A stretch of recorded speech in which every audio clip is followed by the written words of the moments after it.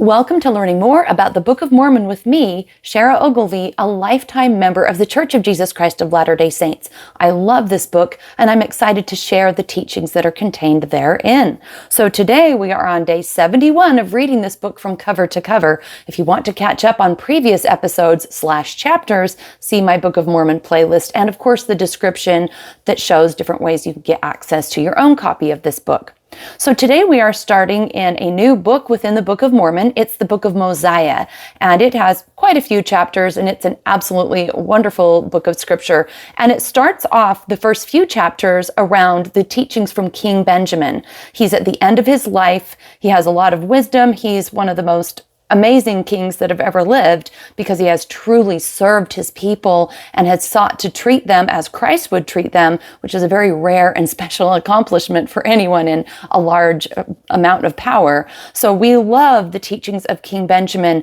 And as we dive into chapter 1, let's look for some themes about scriptures. King Benjamin is really clear on how important scripture reading is in our lives. And I would say that's the theme of this chapter. So for us, I think there's going to be some great things that we can take into our lives from this chapter, because as always, we're looking for Jesus Christ in the Book of Mormon, and we're looking for things we can actionably do to make our lives better, to draw our lives closer to Jesus Christ. So the summary for chapter 1 is King Benjamin teaches his sons the language and prophecies of their fathers. Their religion and civilization have been preserved because of the records kept on various plates. Mosiah is chosen as king and is given custody over the records and other things. And if you've kept up and followed along with what we've been reading about so far, you will know that the plates of the Book of Mormon have been passed from father to son or brother or whatever, but along a line of religious rulers so that they can record the teachings that they think are the most important to share with their posterity. And then eventually a whole bunch of these plates are collected, and Mormon edited them and pulled out the most important, and that resulted in the Book of Mormon. So now we're going to be reading today what King Benjamin thinks is the most important things he could possibly share with his people before he dies. And this is one of the chapters where he'll talk about that. Verse 1, and now there was no more contention in all the land of Zarahemla among all the people who belonged to King Benjamin, so that King Benjamin had continual peace in all the remainder of his days. And it came to pass he had 3 sons. Okay, let's just pause there and look at what's in verse 1. There was no more contention in the land of Zarahemla. Is that something we would want in our lives? 1,000%. Because I think all of us would agree that one of the biggest problems we're dealing with on this planet is contention. People just being angry and dividing into groups and attacking one another. So if there's anything we can learn about how to reverse that trend, we want to learn that, and there are clues scattered all throughout the Book of Mormon. In fact, that's one of the biggest themes within that, is how to be unified in Christ. So, okay, the people of King Benjamin have been able to establish this incredible place of being free from contention in their kingdom. Okay, so King Benjamin has 3 sons, and he called their names Mosiah, Helorum, and Helaman. And he caused that they should be taught in all the language of his fathers, that thereby they might become men of understanding, that they might know concerning the prophecies which had been spoken by the mouths of their fathers, which were delivered them by the hand of the Lord. And he taught them concerning the records that were engraven on the plates of brass, saying, My sons, I would that you should remember that were it not for these plates, which contain these records and these commandments, you must have suffered in ignorance, even at this present time, not knowing the mysteries of God. So one of his key messages that he's giving to his sons is that if it weren't for the things recorded in the plates, as in scriptures, the most important things that could be written, that could possibly be said to teach a future civilization or to keep in mind yourself, those scriptures, without those, it would not be possible to keep the commandments of God. That tells us how incredibly important scripture ought to be in our lives. It should be so preeminent. There are so many things that we can listen to and we can read, and most of them are not really going to minister to our ability to keep the commandments of God, or to be the very best version of ourselves, or to bring peace on earth starting with ourselves. But scriptures are one of those things. So are we prioritizing our time in the scriptures? That's a really good question. All right, verse 4. For it were not possible that our father Lehi could have remembered all these things to have taught them to his children, except it were for the help of these plates. For he, having been taught in the language of the Egyptians, therefore he could read these engravings and teach them to his children, that thereby they could teach them to their children, and so fulfilling the commandments of God even down to this present time. So that really speaks to the fallible nature of our memories. We cannot keep that much top of mind. It's just like with a computer. There might be a huge amount of memory, but the RAM is limited. What can actually be kept top of mind with the computer in that working memory, that RAM, is only a few things compared to everything that could be remembered. And so that's why scriptures are so important. We only have so much RAM, and most of it is taken up with what we're supposed to be doing that day, errands we have to do, or bills we have to pay, or things like that. And then unfortunately, a lot of our RAM is also taken up in social media, games and movies, things like that. And we need to be very, very clear that a certain portion of our RAM should be taken up with scriptures, because they're the most important things that we possibly can know. All right, and he makes a great point that if you're just living in an oral tradition society, you cannot remember everything that that wisdom would dictate, that you need books. You need to be taught out of books that hold the distilled wisdom of the ages, so that you don't have to keep relearning the same lessons. There's just no way a person can learn all the wisdom in one lifetime. They need books and people who've gone on before. And this is a really big theme throughout the Book of Mormon, is this idea, this nod to a literary life, relying on wisdom writers and on word of God that's been revealed to past individuals to help us today. Because again, there's just no way that you're going to get all the revelation, all in the moment from God directly without any kind of mediating source ever. We all stand on the shoulders of giants, and scriptures is one of the greatest giants we stand on. All right, verse 5, I say unto you, my sons, were it not for these things which have been kept and preserved by the hand of God, that we might read and understand of his mysteries and have his commandments always before our eyes, that even our fathers would have dwindled in unbelief, and we should have been like unto our brethren the Lamanites, who know nothing concerning these things, or even do not believe them when they are taught them, because of the traditions of their fathers, which are not correct. So I love this humble insight that without the scriptures, we would be just as unaware as someone who didn't have them, that we are just as fallible and faulty to fall into error if we don't have the truths continually before our eyes as anybody else who just doesn't try to live the commandments of God. So we're not so special just because we believe. We actually need to continually remind ourselves and be reminded of what would draw us to Christ and what would keep us living in the right way.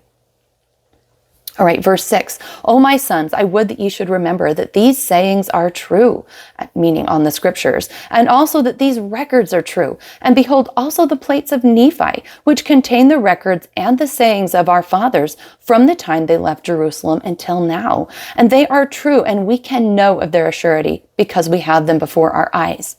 And now, my sons, I would that you should remember to search them diligently, that you may profit thereby. And I would that you should keep the commandments of God, that you may prosper in the land according to the promises which the Lord made unto our fathers.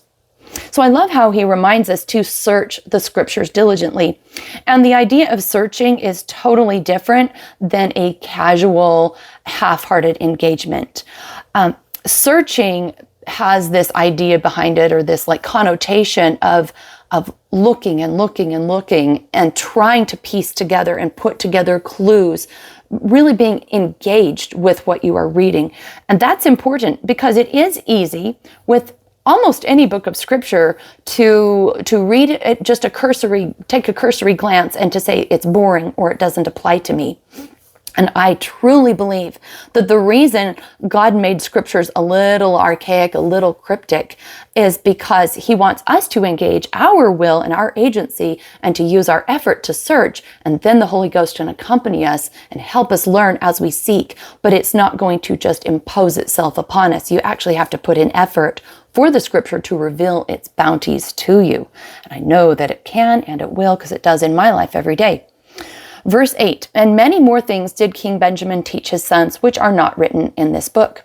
And it came to pass that after King Benjamin made an end of teaching his sons, that he waxed old, and he saw that he must very soon go the way of all the earth. Therefore he thought it expedient that he should confer the kingdom upon one of his sons. Therefore he had Mosiah brought before him, and these are the words which he spake unto him, saying, My son, I would that you should make a proclamation throughout all this land among all this people, or the people of Zarahemla, that the people of Mosiah who dwell in this land, that thereby they may be gathered there together. For on the morrow I shall proclaim unto this people out of my own mouth that thou art a king and a ruler over this people, whom the Lord our God hath given to us. So he's getting ready to pass the torch to one of his sons to be the next king. And moreover, I shall give this people a name, that thereby they may be distinguished above all the people which the Lord God hath brought out on the land of Jerusalem. And this I do because they have been a diligent people in keeping the commandments of the Lord. And I give unto them a name that never shall be blotted out, except it be through transgression. Yea, and moreover I say unto you, that if this highly favored people of the Lord should fall into transgression, and become a wicked and adulterous people, that the Lord will deliver them up, that thereby they may become weak like unto their brethren, and he will no more preserve them by his matchless and marvelous power, as he has hitherto preserved our fathers. So a couple of things there. It's pointing out that a name, there's something special about a name.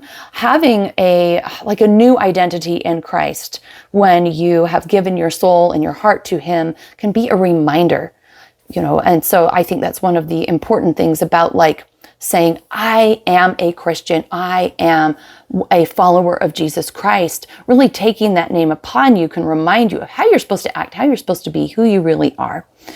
And the other thing that he points out here that I think is an ongoing theme in the Book of Mormon is that there's nothing special about you if you are righteous, because if you fall away into transgression, you no longer are going to have God's favor or God's help. So it's all really your job to keep your end of the relationship up, that you don't get to say you are a follower of Jesus Christ, or that you keep your covenants and then start not doing that and expect to still receive those benefits. So lots of importance on us to know who we need to be and to keep up on that. Verse 14, for I say unto you that if he had not extended his arm in the preservation of our fathers, they must have fallen into the hands of the Lamanites and become victims of their hatred. And it came to pass that after King Benjamin had made an end of these sayings to his son, that he gave them charge concerning the affairs of the kingdom. And moreover, he also gave them a charge concerning the records which were engraven upon the plates of brass, and also the plates of Nephi, and also the sword of Laban, and the ball or director, which led our fathers through the wilderness, which was prepared by the hand of the Lord, that thereby they may be led, everyone according to the heed and diligence which they gave them. So, I'm just going to jump in here because that's kind of a little run-on sentence. But the plates of brass and the plates of Nephi, these are scriptures. The plates of brass were the scriptures that went at the very beginning of the Book of Mormon. The Nephites got those from their family members who were protecting them so that they could take them across the ocean. And then also the sword of Laban. If you're familiar with the first few chapters of the Book of Mormon, you know where that came from. Same with the Liahona. It was a compass that guided them when they were traveling in the wilderness. So these are just artifacts, ancient artifacts that are passed on because they were meaningful for their ancestors, and they are being watched over by whoever's also watching over the scripture writing and protecting the plates. Okay, so here we kind of pick up halfway. Verse 17, we're picking up again in that run-on sentence.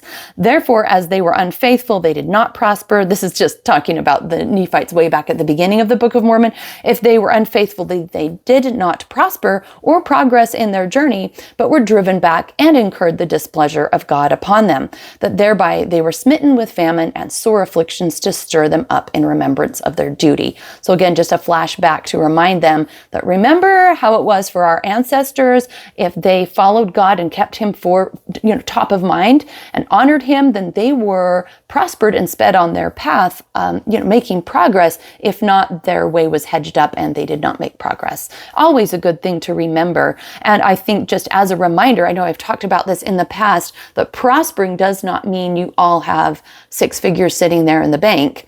It means you're able to make progress in life. Isn't it wonderful to feel like you are growing and learning and moving forward? You're becoming a better person versus feeling really stuck and stymied and not making progress. I really think that is ultimately prospering in Jesus Christ, is this sense that you're becoming more like him and you feel his help speeding you along the path of life. Okay, the final verse in this chapter, verse 18. And now it came to pass that Mosiah went and did as his father had commanded him, and proclaimed to all the people who were in the land of Zarahemla that thereby they might gather themselves together to go up to the temple to hear the words of that his father should speak unto them. So we end here as Mosiah is going to gather all the people and get them into a large group so his father can teach them his final words before he passes away. And that is what we're going to get to learn from the next few chapters. And they are legendary, wonderful, incredible teachings about how to live a Christian life among other people. So I'm excited to go over those with you. So where did we find Jesus Christ in this chapter, and where can we find something to take away for our lives? Well, Jesus Christ is in this chapter because he is in the scriptures. Everything about the scriptures points to him, whether it's how we can emulate him, how we can respect him, how we can obey him. And so this chapter is reminding us, read the scriptures. This is the only way to keep yourself on track. If you're not, you're going to become just as wicked, so to speak, as other people who just don't care, who aren't trying. Because you can want to do good things, but if you don't remember every day and keep it in your RAM, if we use that analogy like with a computer, your top of mind memory, then you're going to be swept away by all the pettiness and the distractions. But keeping scriptures top of mind is such a key to our worship of Jesus Christ and our emulation of him. And how can we make that actionable for our lives? Well, by actually making a commitment to read those scriptures and not just read them and check them off, but to engage and think, okay, God, show me the verse that I really need to take to heart this day. And you can be thinking about what problems you're dealing with in life. If it's a boss, if it's a kid, if it's your health, whatever it is, what's your dilemma? What's your struggle? And how can the scriptures you've read that day reassure you or give you something specific to work on or think about? It's always there. If you look for it, it is there in the scriptures as you read answers for your specific problems that day. I bear testimony of that. I have had that happen innumerable times. It's constant. If I'm aware of what I'm struggling with, what my challenges are, and I look for, as I do my daily scripture reading, God, where's some help here? I always find someone in a similar situation or a teaching that just resonates or something that brings peace to my heart. And I know you can too. And I leave that with you in the name of Jesus Christ. Amen. And I will see you next time.